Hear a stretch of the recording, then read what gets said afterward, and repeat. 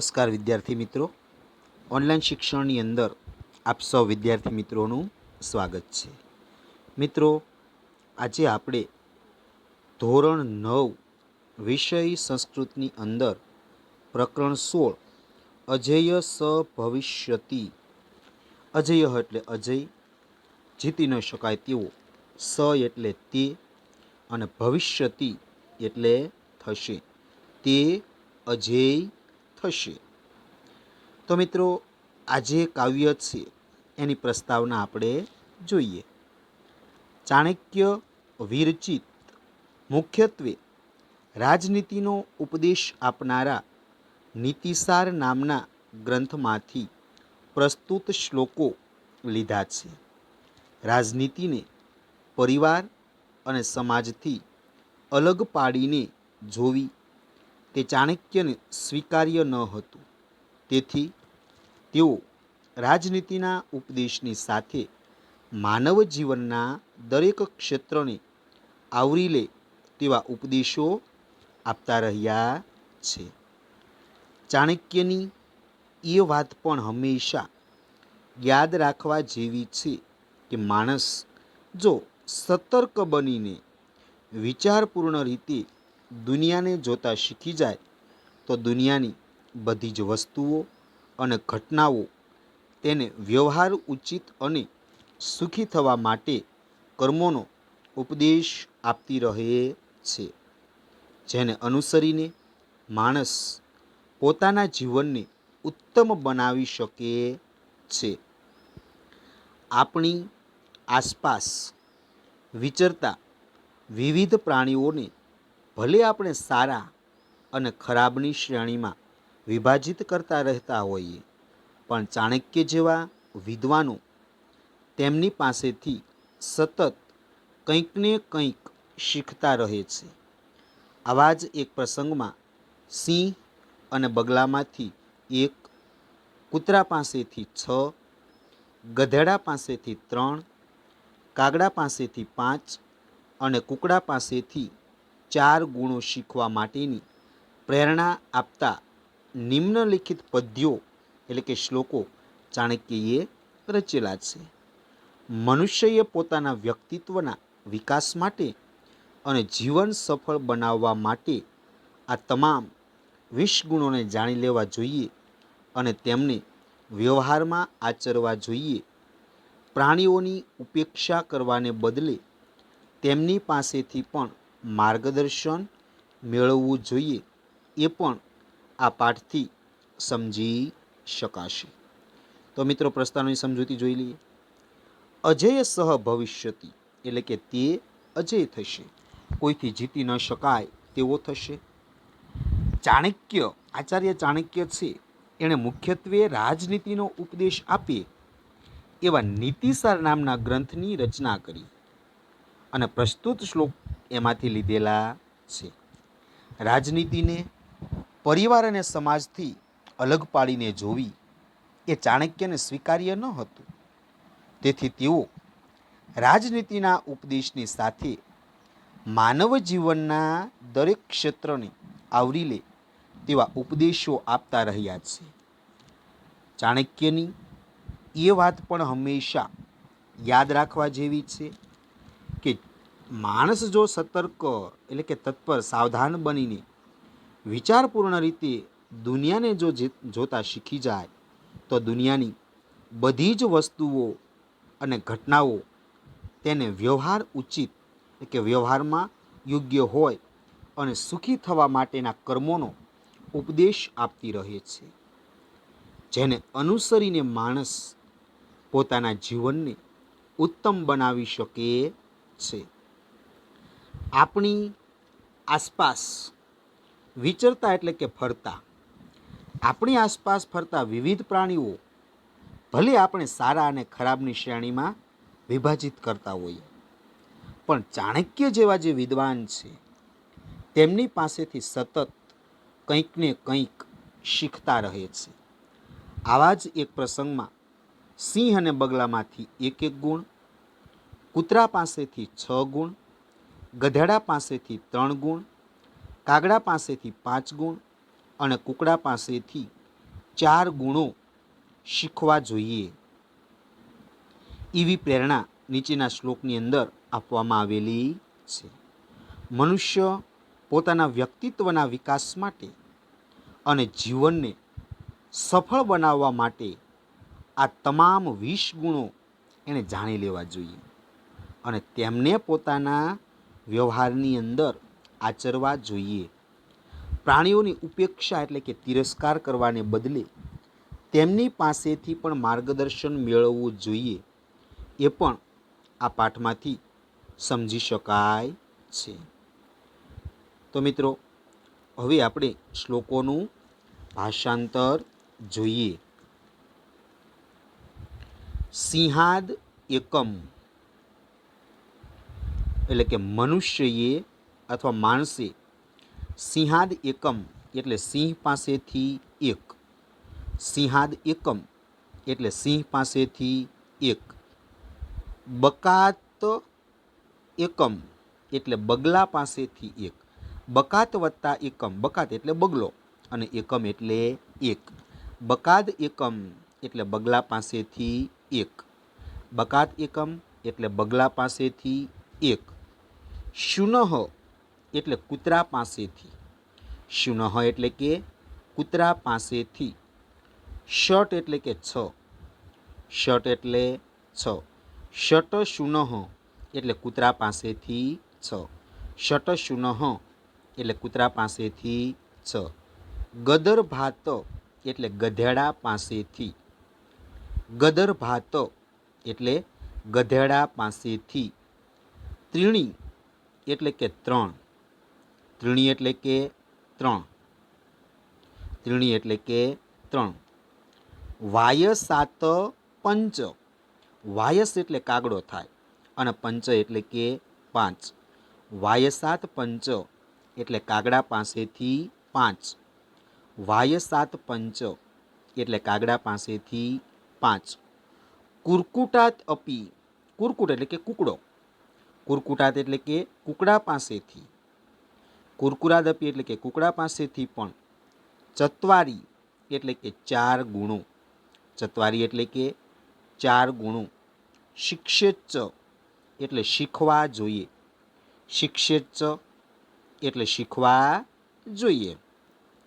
ફરીવાર મિત્રો જોઈ લઈએ. સિંહાદ એકમ એટલે સિંહ પાસેથી એક.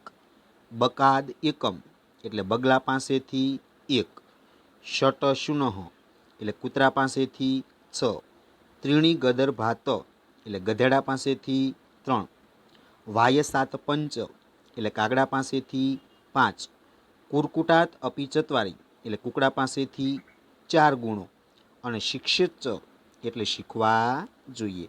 માણસે સિંહ પાસેથી 1, બગલા પાસેથી 1, કૂતરા પાસેથી 6, ગધેડા પાસેથી 3, કાગડા પાસેથી 5 અને કુકડા પાસેથી 4 ગુણો શીખવા જોઈએ. ત્યારબાદ મિત્રો બીજો શ્લોક. યો નરહ એટલે કે જે માણસ. યો નરહ એટલે કે જે માણસ. પ્રભુતમ વત્તા અલ્પમ કાર્યમ. પ્રભુતમ એટલે કે ઘણું અને અલ્પ એટલે થોડું. પ્રભુતમ વત્તા અલ્પમ કાર્ય. પ્રભુત એટલે ઘણું અને અલ્પમ એટલે થોડું. કાર્યમ એટલે કે કાર્ય. પ્રભુતમ અલ્પમ કાર્ય એટલે ઘણું કે થોડું કાર્ય. વા એટલે કે અથવા એટલે પ્રભુત અથવા પ્રભુત થોડું અથવા ઘણું કાર્ય. કર્તુમ ઈચ્છતિ એટલે કરવા ઈચ્છે છે. કર્તુમ ઈચ્છતિ એટલે કે કરવા ઈચ્છે છે. તત કુર્યાત. તત એટલે કે તેણે તે. તત એટલે કે તેણે તે કાર્ય. સર્વ આરંભેન એટલે સર્વ પ્રકારના ઉદ્યમ વળી. સર્વ આરંભેન એટલે સર્વ પ્રકારના ઉદ્યમ વળી. પ્રકીર્તિતમ સર્વ પ્રકારના. કુર્યાત એટલે કે કરવું જોઈએ. કુર્યાત એટલે કરવું જોઈએ. સર્વ આરંભેન તત કુર્યાત, સર્વ પ્રકારના ઉદ્યમ વડે તે કરવું જોઈએ. સિંહાદ એકમ એટલે સિંહ પાસેથી આ એક ગુણ લેવાનું. સિંહાદ એકમ એટલે સિંહ પાસેથી આ એક ગુણ લેવાનું. અને પ્રકીર્તિતમ એટલે કહેવાયું છે. પ્રકીર્તિતમ એટલે કહેવાયું છે. ફરીવાર મિત્રો જોઈએ. યો નરહ એટલે કે જે માણસ. યો નરહ એટલે જે માણસ. પ્રભુતમ કાર્યમ પ્રભુતમ અલ્પમ કાર્યમ વા એટલે ઘણું કે થોડું કાર્ય. પ્રભુતમ અલ્પમ કાર્યમ વા એટલે ઘણું કે થોડું કાર્ય. કર્તુમ ઈચ્છતિ એટલે કરવા ઈચ્છે છે. કર્તુમ ઈચ્છતિ એટલે કરવા ઈચ્છે છે. તત એટલે કે તેણે તે કાર્ય. તત એટલે તેણે તે કાર્ય. સર્વ આરંભેન એટલે સર્વ પ્રકારના ઉદ્યમ વડે. સર્વ આરંભેન એટલે સર્વ પ્રકારના ઉદ્યમ વડે. તત કુર્યાત એટલે તે કરવું જોઈએ. તત કુર્યાત એટલે તે કરવું જોઈએ. સિંહાદ એકમ એટલે સિંહ પાસેથી આ એક ગુણ લેવાનું. સિંહાદ એકમ એટલે સિંહ પાસેથી આ એક ગુણ લેવાનું. પ્રકીર્તિતમ એટલે કહેવાયું છે. પ્રકીર્તિતમ એટલે કહેવાયું છે. જે માણસ ઘણું કે થોડું કાર્ય કરવા ઈચ્છે છે તેણે સર્વ પ્રકારના ઉદ્યમ વડે તે કરવું જોઈએ. સિંહ પાસેથી આ એક ગુણ લેવાનું કહેવાયું છે. ત્યારબાદ મિત્રો ત્રીજો શ્લોક જોઈએ. સર્વેન્દ્રિયાણી એટલે બધી ઇન્દ્રિયોને. સર્વેન્દ્રિયાણી એટલે બધી ઇન્દ્રિયોને. સંયમ્ય એટલે સંયમિત કરીને. સંયમ્ય એટલે સંયમિત કરીને. બકવત એટલે બગલાની જેમ.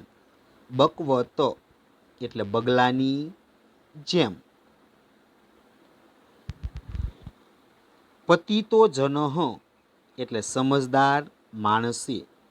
પતિતો જનઃ એટલે સમજદાર માણસે. કાલ એટલે કે કાળ. કાલ એટલે કાળ. દેશ એટલે કે દેશના. દેશો ઉત્પન્નાની એટલે કે દેશના સંદર્ભમાં પ્રાપ્ત થયેલા.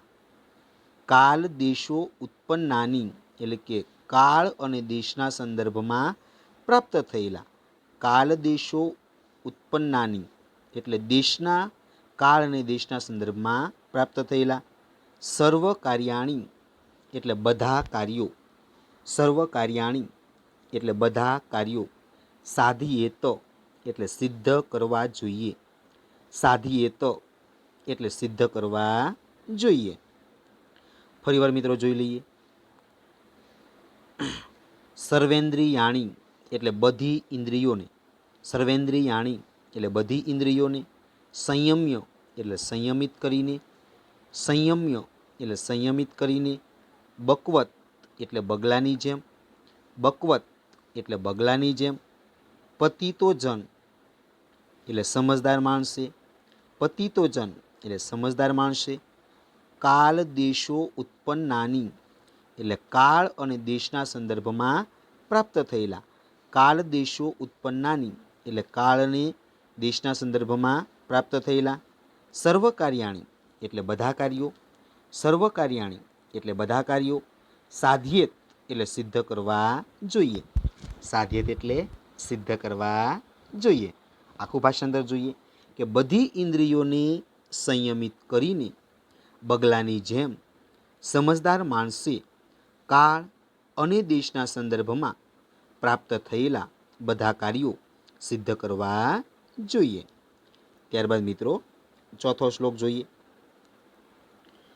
પ્રભુ ભક્ત એટલે કે સ્વામી ભક્ત. પ્રભુ ભક્ત એટલે કે સ્વામી ભક્ત. શુરચ એટલે કે બહાદુર અથવા શૂરવીર. શુરચ એટલે બહાદુર અથવા શૂરવીર.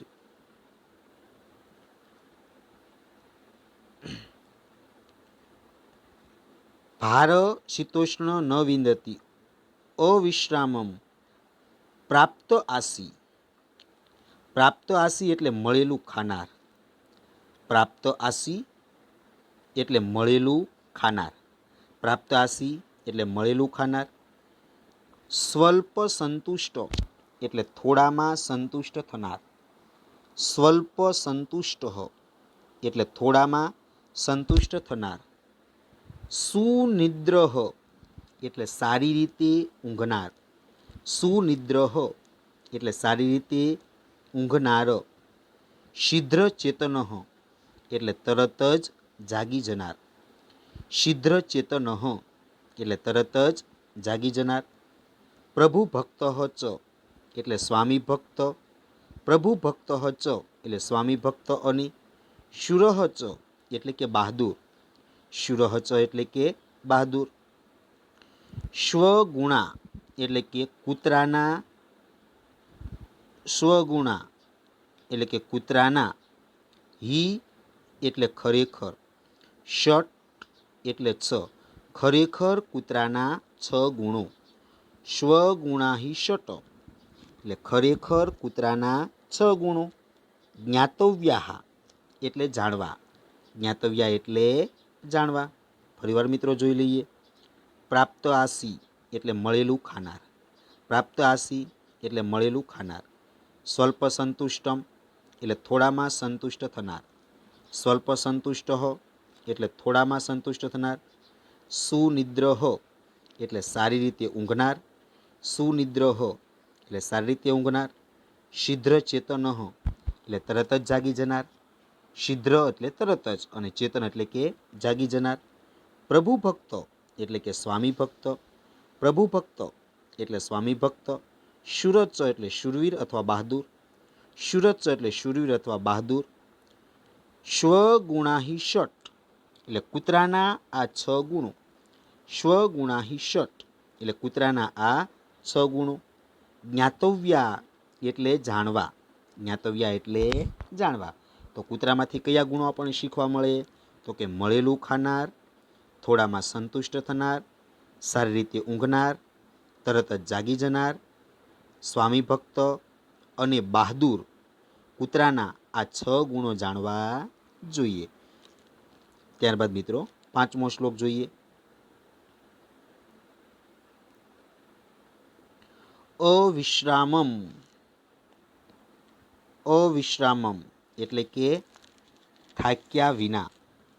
અવિશ્રામમ એટલે થાક્યા વિના. વહેદ ભારમ એટલે બોજો ઉપાડે. વહેદ એટલે ઉપાડે અને ભારમ એટલે કે ભાર અથવા બોજો. વહેદ ભારમ એટલે બોજો ઉપાડે અથવા ભાર ઉપાડે. થાક્યા વિના ભારનું વહન કરે. શીતોષ્ણ એટલે ઠંડી અને ગરમીની. શીતોષ્ણ એટલે કે ઠંડી અને ગરમીની. ન વિંદતી એટલે પરવા કરતો નથી. ન વિંદતી એટલે પરવા કરતો નથી. સ સંતોષ તથા એટલે નિત્યમ એટલે હંમેશા. નિત્યમ એટલે હંમેશા. સસંતોષ એટલે સંતોષવાળો રહે છે. સસંતોષ તથા એટલે સંતોષવાળો રહે છે. ગદર ભાત એટલે ગધેડા પાસેથી. ગદર ભાત એટલે ગધેડા પાસેથી. ત્રીણી એટલે આ 3 લક્ષણો. ત્રીણી એટલે આ 3 લક્ષણો. અને શિક્ષિત એટલે શીખવા જોઈએ. શિક્ષિત એટલે શીખવા જોઈએ. ફરીવાર મિત્રો જોઈ લઈએ. અવિશ્રામમ એટલે કે થાક્યા વિના. અવિશ્રામમ એટલે થાક્યા વિના.